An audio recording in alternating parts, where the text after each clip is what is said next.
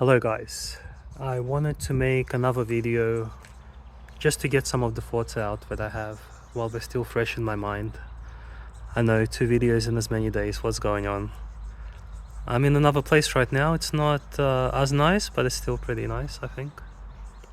So I wanted to just mention some thoughts about being realistic and being idealistic about the situation in Palestine right now. Because people have an ideal scenario, and usually that ideal scenario for people is Israel disappearing. And I'm not going to talk about the reasons for it. I mean, people bring up the reason that, yeah, all the problems started when Israel was created 75 years ago. Well, why 75 years? Why not 2,000 years? Why not 3,500 years? Unfortunately, the Middle East is such that these border disputes have been going on for literally thousands of years. And if there's some videos on YouTube, I think you can see how the Middle East has changed over time. And without going too much into detail, I kind of feel that the only people that definitely shouldn't be in the Middle East, they need to get the fuck out of the United States and America.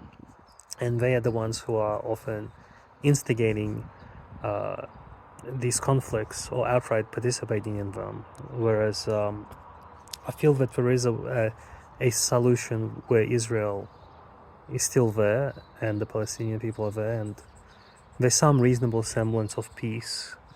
Now, I'm not a politician of any kind. Obviously, I'm not even that smart, so I don't know what the solution exactly is. I couldn't point it out. Not many people have pointed it out. Like, if I hear someone smart, I'll come up with it, and I'll share it with you. But I haven't heard it. But I do think there is some peaceful solution where everyone can exist. That's my opinion. But my opinion or my ideology doesn't really matter at the end of the day, because the reality is Israel is there and Israel has nukes. That is the current situation. Whether they impose themselves on the Palestinians or not, they've already been imposed. So they're there. So what do we do now? What do we do from here? That's the real question. And what has Hamas actually achieved with their attack? Because this is the criticism I have of Hamas, is that what they've done was just retarded. It was just dumb. Unless, look, I'm happy to be completely wrong. I'm happy to be proven totally wrong, and maybe Hamas has some 20D chess that they're going to come up with where they win land back. But the way that it's looking right now is they are going to lose northern Gaza, and Israel being who they are, they're going to kill a bunch of civilians and a bunch of children. Like, I've seen all the videos, and I'm just as pissed off as everybody else. And I know it's a genocide, but you have to think about things logically. Like, from my personal view, because I'm attached to Ukraine, it's better for me, because now obviously the US is distracted by Israel by helping them out. So whatever help they're going to bring to Ukraine is going to be split up, which is going to make Ukraine weak. Ukraine sort of disappeared out of the media, which is fine, which lets the Russian do what they got to do. And it's exposed more of the hypocrisy of the West, how Israel is just allowed to slaughter innocent civilians all they want, and not only will the US bend over backwards to propagandize people into thinking that's okay, they will actually provide the weapons for them to do so, and support them, and maybe even help them do it. Because again, it's nothing new. I mean, the US has, and the West and NATO has been responsible for over 1 million deaths in the Middle East so far. So them being pieces of shit isn't anything new. But what has Hamas actually done to help the Palestinian people? Like, they've helped the situation in Ukraine, and that's great. But have they actually helped or harmed the Palestinian people at the end of the day? And have they helped or harmed their own kind of goals? Because it seems like they're just going to lose a bunch of land now. And that's how it's going to end. I mean, people are going to hate Israel, but I don't think people liked Israel before. But it just seems like it was an exercise in revenge, It was an emotional exercise by Hamas. It's like, yes, we lure some Israeli soldiers in, and that's what they've done. And Israeli soldiers went in, and Hamas is killing some of them now. But they're also getting killed too. So it's not like a one-sided thing. It's an exchange. Who knows who's killing more people? Obviously, there's going to be a fog of war on. Obviously, Israel is killing more people in general, but in terms of the Hamas fighters, who knows what the actual numbers will be, but it's unlikely that it will be in Hamas's favor.